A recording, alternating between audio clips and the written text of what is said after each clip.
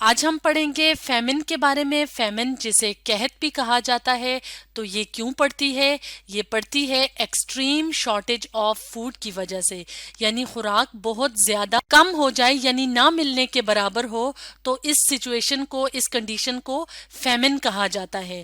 تو اگر ہم بات کریں اینشینٹ ٹائمز کی، یعنی جو اولڈر ٹائمز تھے، پرانا زمانہ تھا، اس میں فیمن کی جو سب سے بڑی ریزن تھی یا وجہ تھی وہ کیا تھی؟ وہ تھی وارز یعنی جنگیں اور ایپیڈیمکس.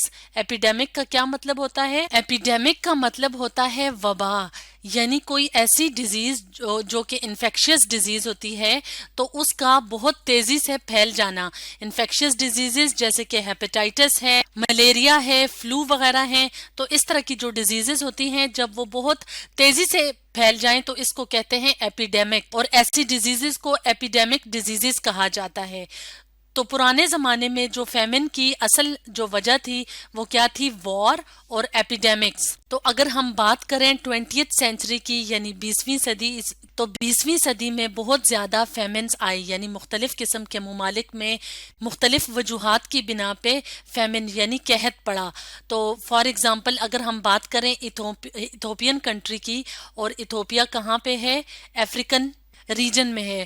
تو ایتھوپیا میں جو فیمن آیا تھا، جو قحط پڑا تھا، تو آلموسٹ 1984 سے 1985 کے درمیان، تو اس میں تقریباً 1 ملین ڈیتھس ہوئی تھیں، یعنی تقریباً 10 لاکھ کے لگ بھگ لوگوں کی ڈیتھ ہوئی تھی قحط کی وجہ سے. کیونکہ قحط میں فوڈ شارٹ ہو جاتا ہے تو فوڈ جو کہ زندہ رہنے کے لیے ضروری ہوتا ہے، خوراک جو مختلف قسم کی ایکٹیویٹیز کے لیے ضروری ہوتی ہے وہ نہیں ملتی، تو اس وجہ سے قحط کی سچویشن ہوتی ہے.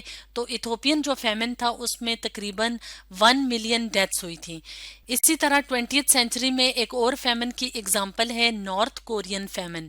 تو نارتھ کورین فیمن جو ہے وہ اپروکسیمیٹلی 1995 سے 1999 کے درمیان ہوا تھا، اور اس کی وجہ سے کتنے لوگ مرے تھے؟ تقریباً 2.5 ملین لوگ، یعنی ایک بہت بڑی تعداد تھی پاپولیشن کی جس کی ڈیتھ ہوئی فیمن کی وجہ سے. اور اگر ہم بات کریں فیمن کی کہ یہ دنیا کے کن علاقوں میں زیادہ ہوتی ہے، یعنی قحط یا شارٹیج آف فوڈ جو ہوتی ہے وہ دنیا کے کن علاقوں میں زیادہ ہوتی ہے، تو یہ زیادہ تر ہوتی ہے پور کنٹریز میں. ظاہری سی بات ہے کہ جو پور کنٹریز ہوتے ہیں ان کے پاس اتنے وسائل نہیں ہوتے، اتنے ذرائع نہیں ہوتے، یا ان کی ایسے کنٹریز کی جو کلائمیٹک کنڈیشن ہوتی ہے، جو وہاں کا کلائمیٹ ہوتا ہے یعنی آب و ہوا جو ہوتی ہے، اس وجہ سے وہاں پہ فوڈ زیادہ گرو نہیں کرتا. فار ایگزامپل اگر ہم بات کریں افریقن کنٹریز کی، تو افریقہ میں بہت زیادہ جو کنٹریز ہیں ان میں فیمن کی سچویشن ہوتی ہے، کیونکہ جو افریقن کنٹریز ہیں وہاں پہ فوڈ بہت کم گرو ہوتا ہے یا گرو ہوتا ہی نہیں ہے، کیونکہ وہاں کی جو موسمیاتی سچویشن ہے یا آب و ہوا ہے اس میں مختلف قسم کی کراپس گرو نہیں کر سکتی، تو اس لیے افریقن کنٹریز میں زیادہ تر قحط پڑتا ہے.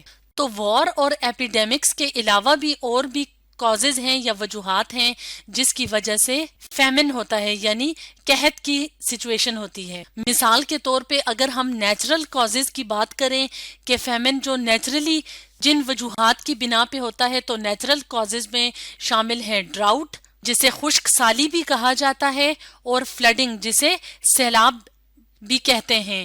تو یہ کیا ہے؟ یہ نیچرل کازز آف فیمن ہیں. تو اگر ہم بات کریں ڈراؤٹ کی کہ ڈراؤٹ کیا ہے یعنی خشک سالی کیا ہے، تو اس میں کیا ہوتا ہے کہ جو رین فال ہوتی ہے، جو بارش برستی ہے، وہ بہت کم ہوتی ہے. ایب نارملی لو کا مطلب ہے کہ بہت زیادہ کم ہونا، اور ایک لمبے وقت کے لیے بارشیں نہیں ہوتی یا بہت کم ہوتی ہیں، جس کی وجہ سے کیا ہوتا ہے؟ واٹر کی کمی ہو جاتی ہے، شارٹیج آف واٹر ہو جاتی ہے.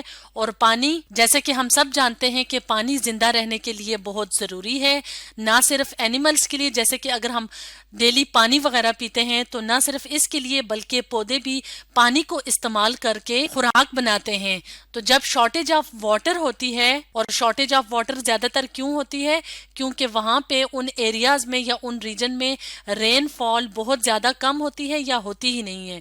تو شارٹیج آف واٹر کی وجہ سے کیا ہو جاتا ہے؟ فوڈ پروڈکشن کم ہو جاتی ہے. تو جب فوڈ پروڈکشن کم ہو جاتی ہے تو اس وجہ سے فیمن کی سچویشن پیدا ہو جاتی ہے.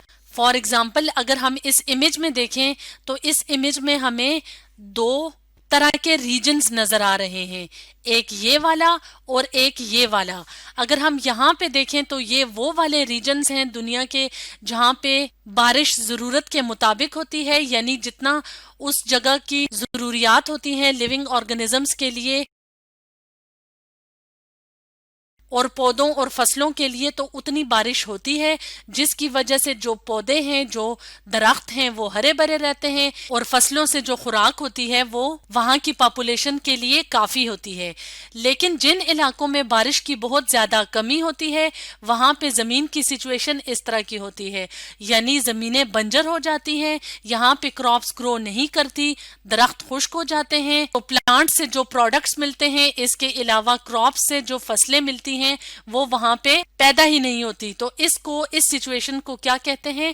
ڈراؤٹ کنڈیشن کہتے ہیں، یعنی خشک سالی کی کیفیت ہوتی ہے۔ جن علاقوں میں خشک سالی ہوتی ہے اور بہت لمبے عرصے تک خشک سالی ہوتی ہے تو اس کے بعد اس کا ریزلٹ کیا نکلتا ہے؟ فیمن، یعنی وہاں پہ قحط پڑ جاتی ہے۔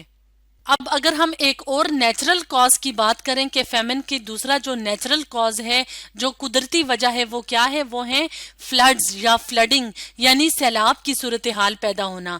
تو ڈراؤٹ کا اپوزٹ ہے فلڈنگ، یعنی ڈراؤٹ میں تو پانی کی کمی ہوتی ہے اور سیلاب میں کیا ہوتا ہے؟ پانی ضرورت سے زیادہ اس ایریا میں، اس ریجن میں آ جاتا ہے۔ اور نارملی جو ڈرائی لینڈ ہوتی ہے، جو خشک زمین ہوتی ہے، یعنی جہاں پہ مختلف قسم کی فصلیں وغیرہ پیدا ہوتی ہیں، تو اس کے اوپر پانی بہت زیادہ جمع ہو جاتا ہے اور بہت زیادہ اماؤنٹ میں جمع ہو جاتا ہے، تو اس وجہ سے کیا آتے ہیں؟ سیلاب آتے ہیں۔ اگر زمین کے اوپر، یعنی جو ایگریکلچرل لینڈ ہوتی ہے، جو زرعی زمین ہوتی ہے، جہاں پہ گندم، مکئی اور چاول وغیرہ لگے ہوتے ہیں جو انسان اپنے فوڈ کے طور پہ استعمال کرتے ہیں، تو اگر ایسی زمین کے اوپر بہت لمبے عرصے تک پانی کھڑا رہے تو یہ کاشت کے قابل نہیں ہوتی، یعنی فصلیں وہاں پہ گرو نہیں کر سکتی۔ تو اس وجہ سے جو فصلیں ہوتی ہیں ان کو بہت زیادہ نقصان ہوتا ہے، اور جو فصلوں کی پیداوار ہوتی ہے اس پہ بھی نیگیٹو ایفیکٹ ہوتا ہے، یعنی فصلوں کی پیداوار بھی کم ہو جاتی ہے۔ اور جن علاقوں میں یا جن جگہوں پہ فلڈ کی سچویشن لمبے عرصے تک رہے، یعنی کافی زیادہ ٹائم تک رہے، تو اس کا بھی نتیجہ کیا ہوتا ہے؟ فیمن، یعنی قحط۔ تو اس طرح سے ڈراؤٹس یعنی خشک سالی کی وجہ سے اور فلڈز کی وجہ سے فیمن آ سکتا ہے۔ اب ہم ایک اور ریزن کی بات کرتے ہیں۔